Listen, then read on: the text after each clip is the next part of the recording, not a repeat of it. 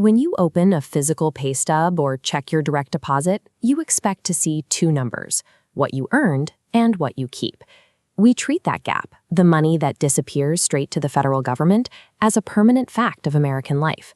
Every spring, millions of us sit down to file our W-2s and calculate our standard deductions, proving exactly how much we owe the system. But the modern income tax was never intended to touch the average worker. When lawmakers originally drafted the permanent tax code, they explicitly designed it to ignore the lower and middle classes, targeting only the nation's ultra-wealthy.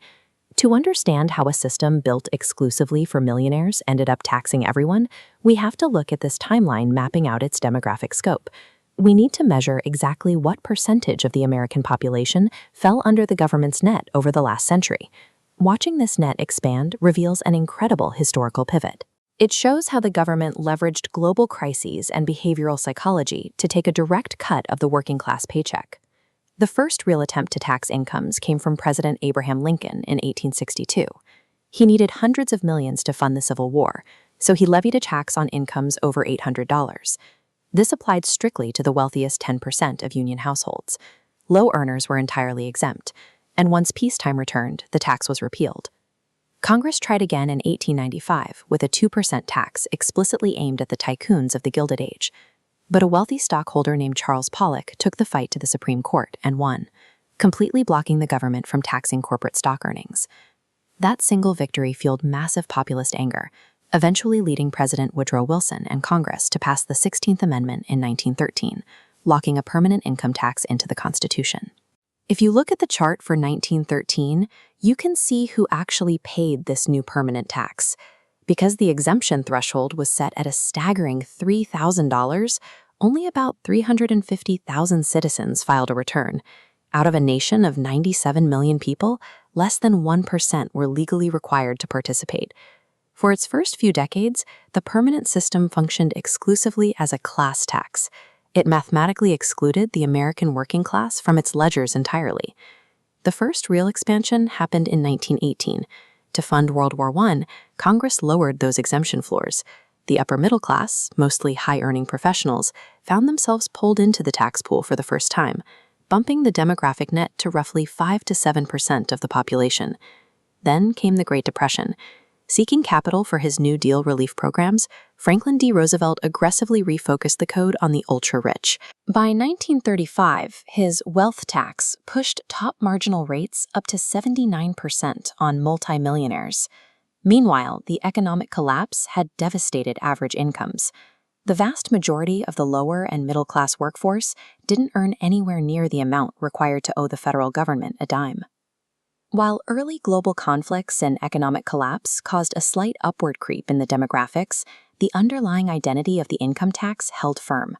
It remained a targeted weapon used to extract wealth from the absolute top earners. That structure completely collapsed in 1942. The United States was suddenly mobilizing for total industrial warfare on a global scale, and the Treasury desperately needed capital to build tanks, to build planes, and to build munitions. This chart spike in 1942 shows exactly when the wealthy could no longer foot the entire bill. Under severe pressure, Congress dropped the exemption floor aggressively, instantly sweeping the vast majority of the American working population into the taxable code.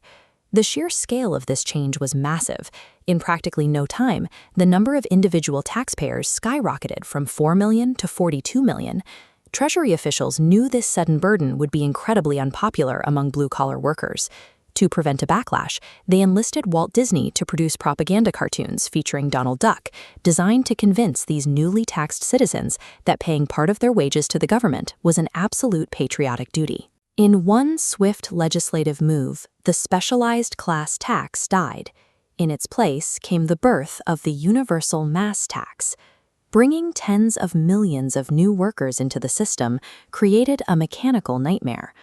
Beardsley Rummel, chairman of the New York Federal Reserve, realized that everyday factory workers could not possibly budget for a giant lump sum tax bill due every April.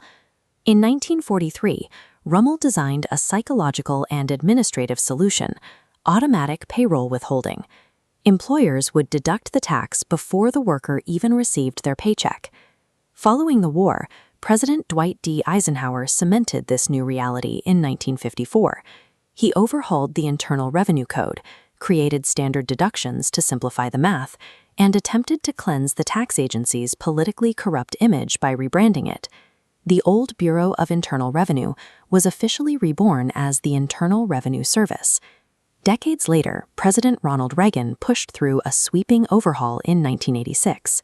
By collapsing dozens of tax brackets down to just 2 primary tiers and closing massive corporate loopholes, his administration permanently shifted a baseline flat-rate burden directly onto the broader middle class.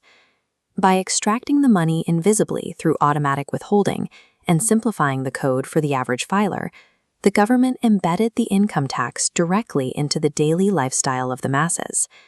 The extraction became an invisible background process, ensuring federal revenue flowed continuously without inciting a widespread citizen revolt.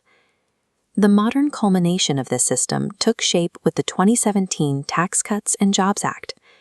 Today, the demographic net covers approximately 150 million taxpayers across all socioeconomic tiers. But as this breakdown shows, the modern distribution remains top-heavy. Even though 100% of earners interact with the tax net, the top 10% of earners still supply roughly 75% of the total federal revenue. It leaves us with a stark cultural paradox. The legal mechanism originally fought for by progressives to soak the rich and break up Gilded Age monopolies eventually became the exact infrastructure the federal government uses to tap into the wages of the average American.